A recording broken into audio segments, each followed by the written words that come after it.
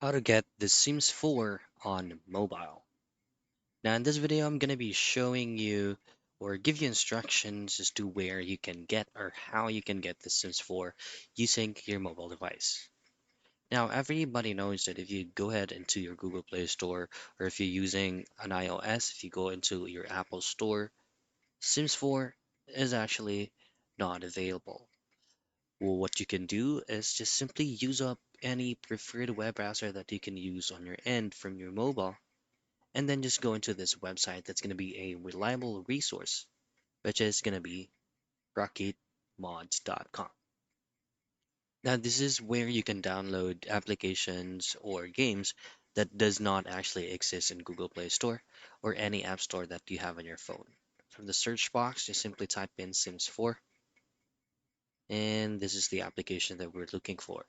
So the size of that is around 766 megabytes, but does not yet include on the update. Just simply download it and install it without any problem. And that's it. That's how you get Sims 4 on mobile.